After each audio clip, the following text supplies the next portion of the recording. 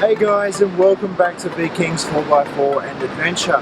This weekend we are at the Diamond Head Campground in the beautiful Crowdy Bay National Park, not too far from Port Macquarie in New South Wales, a worthy 4-hour drive from Sydney straight up the M1. We popped up here with hopes that we would have some good fishing off the beach and nice four-wheel driving in the area.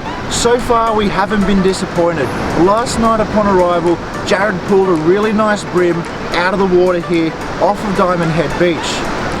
As far as four-wheel driving goes, you can drive on the beach here, however you need a permit, which I believe you can acquire from the office here at the campground. So we're going to be fishing today and potentially looking at putting the boat in the water at the small town of Laurelton, only 10 kilometres from the campground.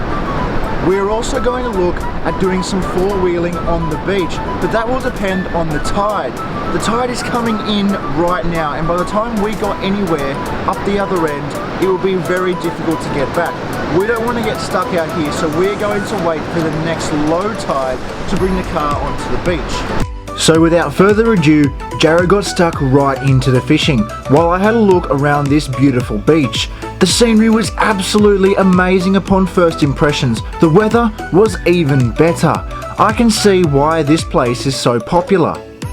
Jarrod was really excited to get fishing this morning after his awesome snag last night off of the beach after we set up.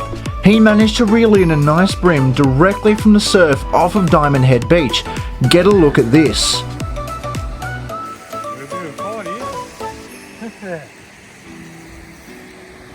Yeah. Oh, dude.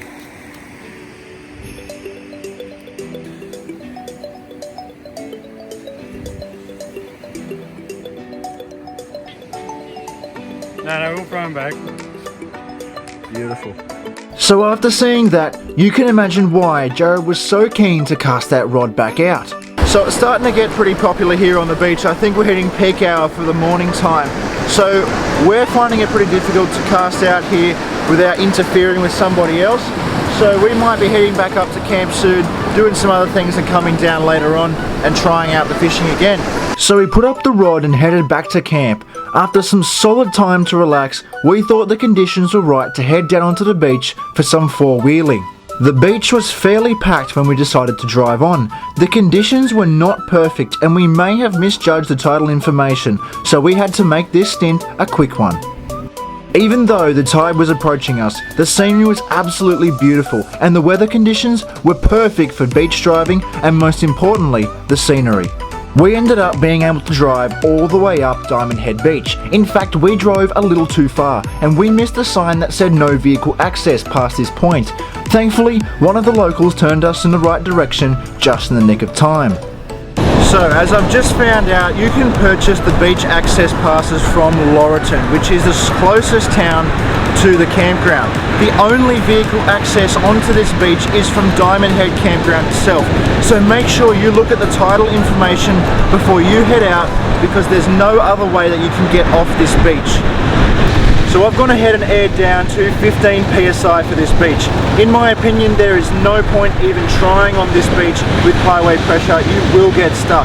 There's some really soft areas that we almost got stuck on right down at 15, coming out to the very tip here. So make sure you lower your tire pressure so you don't get stuck. Once we're at the top of the beach, we had just enough time on our hands to have a little bit of fun. So we chucked some hard corners in the Pajero and blew all of the cobwebs out of the exhaust. It had been a fair while since we'd done any sand driving. In fact, the last time was on Fraser Island over 4 years ago. We absolutely made the most of this one. It really doesn't get much better than this. The mid-north coast has plenty of beaches like this one you can drive on. The permit that you buy from Laurelton covers all of them, although Diamond Head Beach tops the list for us. What a spectacular place. So now that we had our fun, it was time to get a crack on and get back to the other side of the beach before we got swallowed by the oncoming tide. The drive back was as spectacular as any, and not even the oncoming tide could ruin the good time we were having. We got back to camp just in the nick of time, as within 20 minutes, the middle of the beach was completely impassable. Back at camp was pretty relaxing. The small campsites didn't hinder us too much. We ended up making friends with the neighbours and having a good time, although we tried not to be too loud out of consideration, but it was a bit challenging to say the least. The campground was absolutely packed, and not even the locals had room to fit in, but it was still a great atmosphere overall. This was the second time I got to try out my new crash pad. I copped the swag and stretcher combo, and I have to say the comfort level is insane. Jarrod and Dad just stuck to the old Big Daddy Deluxe, a known favourite. As the sun began to set on the beautiful Diamond Head beach, we headed off down the opposite end of the beach onto the rocks for some exploring. Our ambition was to head down the opposite end and check out what Jarrod called the split, a giant split down the middle of a rock formation at the end of the beach. After a quick walk across the rocks and through some groups of people, we got to our destination, and it was pretty awesome. You really have to wonder what forces of nature created something this spectacular. After a quick look around, we headed back and settled down for the day. Unfortunately, we had no fire on this trip. There just wasn't enough space.